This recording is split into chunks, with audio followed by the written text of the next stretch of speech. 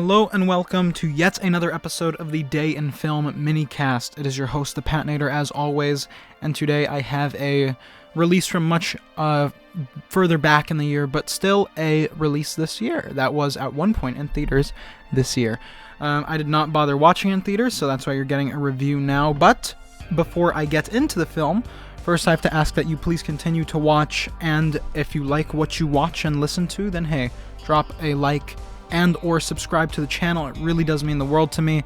It makes me want to keep doing these. It makes me want to keep putting them out, because if you like it, then, and hey, I just like talking into a mic, why wouldn't I want to do it? So yeah, let's jump right in. Today I watched, and before I get into it, sorry, one more time, I have a baby girl screening like 10 minutes from now, so I really got to pick this up. Today I watched The Idea of You, directed by Michael Showalter, and starring Anne Hathaway and Nicholas Galitzine, something like that.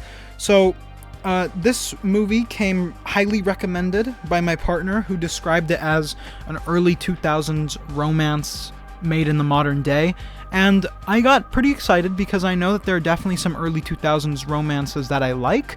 Now, I know it sounds convenient, but I cannot name any off the top of my head, but I know there are some that I like.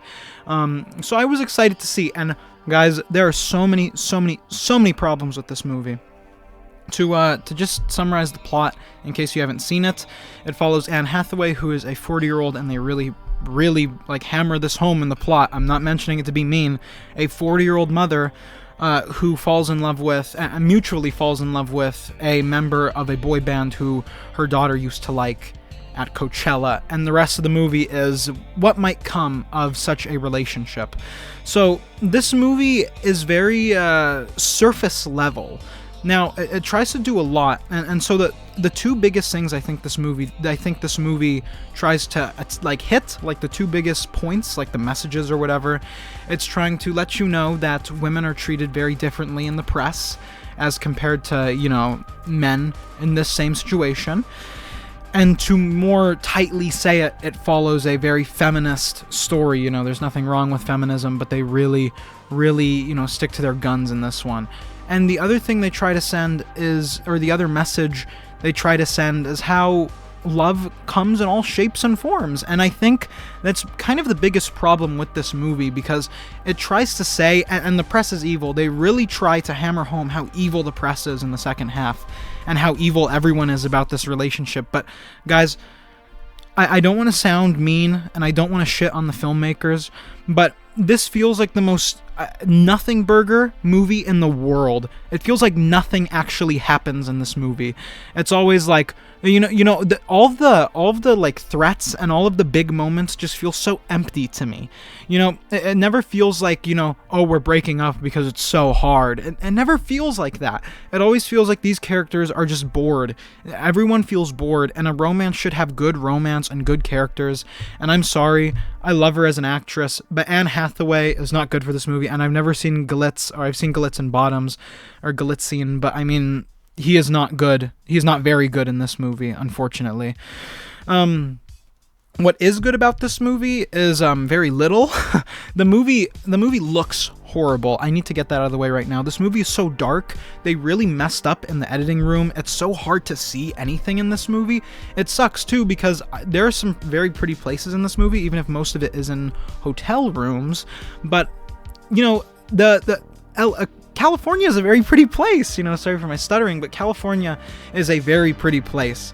And they managed to wash it and make it look so dry and flat and boring that, you know, it's an art gallery. It should breathe life. You know, her house is like a weird, you know, a bunch of elements thrown into one, and it looks ugly and boring and lame. It doesn't even look ugly, it just looks boring. They filmed everything so boringly in this movie, and I know that if you go by the early 2000s-esque romance, then it makes sense that it's boring, because it's not really what they're focusing on, but the romance isn't even good in this movie. Everything is done through montages, which is okay. There are lots of romance movies that do everything through montages, but the problem is that all of the scenes that aren't romances, or that aren't montages, which is very few of them, actually. I'd say a good, like, 25 to 30 minutes of this movie is just montage. And the montages feel so misused, and the time that passes in them and the lessons that should be learned in them never feel like they really affect the film, like, at all. I think it especially noticeable with Anne Hathaway's love scenes with the guy whose name I already forgot. You know, it doesn't feel like these montages are really going anywhere. It feels like you're supposed to assume that after it's done, they'll love each other more, but it doesn't really do a good job at convincing you. The performances all around are okay. They're good enough, you know.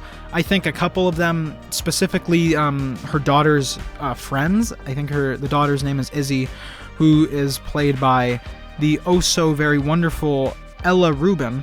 Yeah, all of Ella Rubin's friends are not very good in this movie. Especially his name is Zeke, Jordan Aaron Hall. He is really bad. Like, he's really bad. Yeah, I mean, there's just not a lot to say about this movie. It's a romance that you'll like if you liked it. I appreciate the premise, you know, a mom falling in love with her daughter's favorite boy band member. I think that's a cool idea. You know, I think it's a cool idea, but you either have to do it really seriously or you have to do it really seriously, and this movie does neither. You know, it tries to find this middle place, and it never really works. It feels like this kind of story, or a film with this story cannot be a serious critique. It all feels so surface level, you know. Sure, I agree. TMZ's evil and horrible. I'm not defending TMZ, but like, this shit is ridiculous, man. Evil skank with whatever the guy's name, with Hayes Campbell. You know, it's like, come on now. Like, at least try and portray it slightly seriously. But that's all the time I have today. I really need to get ready for this movie. If you enjoyed the video, please drop a like and or subscribe. It really does mean the world to me. And I hope to have one of these for baby girl in a much more comfortable, compressed, and concise video. But that's all I have to say. I hope you have a wonderful day, and I will see you at the Mooney concert.